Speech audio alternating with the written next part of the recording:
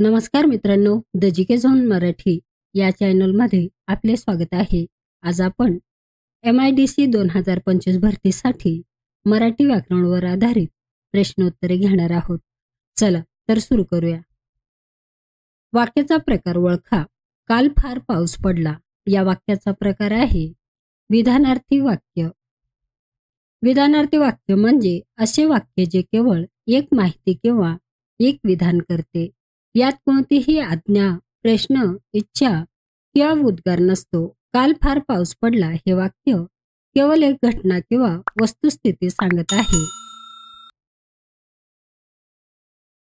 इतर पर्याय आपण पाहणार आहोत. नकारार्थी वाक्य. यात नाही, न, नव्हे यासारखे नकारार्थी शब्द असतात. उदाहरणार्थ, काल पाऊस पडला नाही. उद्गारवाचक वाक्य. यात मनातील तीव्र भावना व्यक्त होतात आणि शेवटी उद्गार चिन्ह असते. उदाहरणार्थ, अरे रे किती पाऊस. प्रश्नार्थक वाक्य. यात प्रश्न विचारला जातो आणि शेवटी प्रश्नचिन्ह असते. उदाहरणार्थ, काल पाऊस पडला का. परी उपसर्ग कोणत्या भाषेतून मराठी भाषेमध्ये आला आहे? परी हा उपसर्ग संस्कृत या भाषेतून मराठी भाषेमध्ये आला आहे. संस्कृतमध्ये परी या उपसर्गाचा अर्थ भोवती, चारही बाजूंनी, पूर्णपणे किंवा अत्यंत असा होतो. मराठीतील अनेक शब्द जसे परिपक्व, परिसर, परिवर्तन, परीक्षा, परिपत्रक हे परी या संस्कृत उपसर्गापासून तयार झाले आहेत. मुले घरी गेली हे वाक्य पुढीलपैकी कोणत्या वाक्य प्रकारातील आहे? मुले घरी गेली हे वाक्य स्वार्थी वाक्य या प्रकारातील आहे. स्वार्थी वाक्य म्हणजे असे वाक्य जे केवळ क्रियापदाच्या काळाचा बोध करून देते आणि कोणताही उद्देश, आज्ञा, संकेत किंवा शक्यता व्यक्त करत नाही. यात फक्त क्रियापदाचा अर्थ, उदाहरणार्थ क्रिया कधी घडली सांगितला जातो. मुले घरी गेली या वाक्यातून जाण्याची क्रिया भूतकाळात घडली हे स्पष्ट होते. यात कोणतीही आज्ञा, संकेत किंवा विधी, कर्तव्य, शक्यता व्यक्त होत नाही.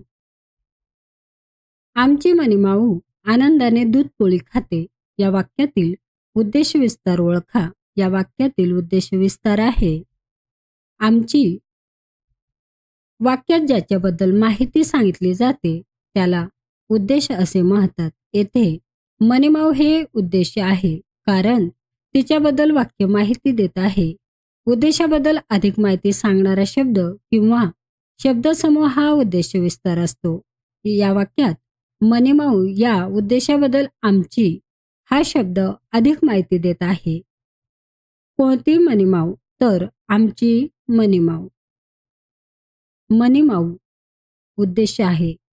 उद्देश विस्तार आमची. विधेय आनंदाने दूधपोळी खाते. क्रियापद आणि क्रियापदाबद्दल अधिक माहिती सांगणारे शब्द.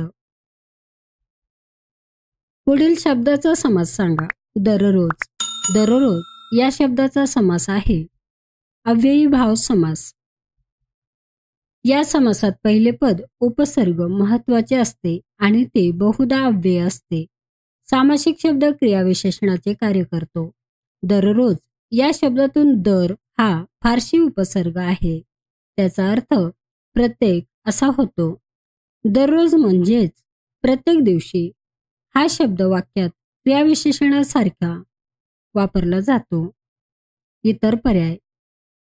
तत्पुरुष समास. दुसरे पद महत्वाचे असते आणि विभक्ती प्रत्ययांचा लोप होतो. उदाहरणार्थ राजपुत्र, राजाचा पुत्र. द्वंद्व समास. दोन्ही पदे महत्वाची असतात. उदाहरणार्थ आई वडील, राम लक्ष्मण. बहुव्रीही समास. दोन्ही पदे महत्वाची नसतात तर तिसऱ्याच पदाचा बोध होतो. उदाहरणार्थ लंबोदर, लांब आहे उदर ज्याचे तो गणेश. दिक प्लस पाल. दिक्पाल हा संधी प्रकार कोणता? दिक्पाल हा संधी प्रकार व्यंजन संधीचा प्रकार आहे. व्यंजन संधी तेव्हा होते जेव्हा एका व्यंजनापुढे दुसरे व्यंजन किंवा स्वर येतो आणि त्यांच्या संयोगातून बदल होतो. येथे प पहिले पद दिक मधील शेवटचे व्यंजन प्लस प दुसरे पद पाल मधील पहिले व्यंजन यांचा संयोग झाला आहे. परिणामी दिक मधील क आणि पाल मधील प यांच्या संयोगातून क्वाल असे रूप तयार होते आणि शब्द दीपकाल असा बनतो. या उदाहरणात क या व्यंजनामुळे बदल घडून आला आहे म्हणून हा व्यंजन संधीचा प्रकार आहे. उंबराचे फूल या शब्दप्रयोगाचा अर्थ काय? उंबराचे फूल या शब्दप्रयोगाचा अर्थ आहे अतिशय दुर्मिळ. उंबर उंबऱ्याचे झाड. हे झाड फारसे फुलत नाही किंवा त्याचे फूल फार क्वचित दिसते. त्यामुळे उंबराचे फूल या शब्दप्रयोगाचा अर्थ अत्यंत क्वचित किंवा दुर्मिळ गोष्ट असा होतो. म्हणजेच जी गोष्ट सहज घडत नाही किंवा बऱ्याचदा दिसत नाही तिला उंबराचे फूल असे म्हणतात. बाजारातून मी लाल लाल गाजर आणले. यातील लाल लाल या शब्दाचा प्रकार ओळखा. या शब्दाचा प्रकार आहे अभ्यस्त शब्द. येथे लाल लाल हा शब्द लाल या मूळ शब्दाची पुनरावृत्ती करून तयार झाला आहे. मराठी व्याकरणात जेव्हा एकच शब्द पूर्णपणे किंवा अंशतः पुन्हा येतो तेव्हा त्याला अभ्यस्त शब्द असे म्हणतात. हे शब्द जोर देण्यासाठी, अनेक वचन दर्शवण्यासाठी किंवा क्रियेची सातत्यता दाखवण्यासाठी वापरले जातात. कल्पवृक्ष या शब्दात एकूण किती व्यंजने आहेत? कल्पवृक्ष या शब्दात एकूण 6 व्यंजने आहेत. सुरुवातीला कल्पवृक्ष या शब्दाची फोड वर्णविग्रह करूया. क प्लस अ प्लस ल प्लस प प्लस अ प्लस व प्लस रू प्लस क प्लस श प्लस अ. आता यातील व्यंजने मोजूया. 1, 2, 3, 4, 5 आणि 6 या शब्दात एकूण 6 व्यंजने आहेत. पुढील वाक्यात कोणता वाक्य प्रकार योजला आहे? एवढ्या विजा कडाडत आहेत तर कदाचित पाऊस येईल. या वाक्य प्रकारात संकेतार्थी हा प्रकार योजला आहे. संकेतार्थी वाक्य या वाक्यात एखादी अट किंवा संकेत असतो.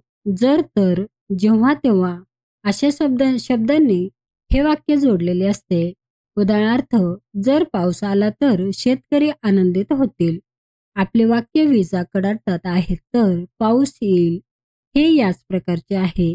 या वाक्यात तर या शब्दाने 2 गोष्टींमधील संकेत किंवा अट दर्शविली आहे. पहिल्या घटनेमुळे विजा कडाडणे आणि दुसऱ्या घटनेमुळे पाऊस येणे ही क्रिया घडण्याची शक्यता व्यक्त केली आहे. मित्रांनो, चॅनल आवडला असेल तर प्लीज नक्कीच सबस्क्राईब करा, व्हिडिओ लाईक करा. धन्यवाद.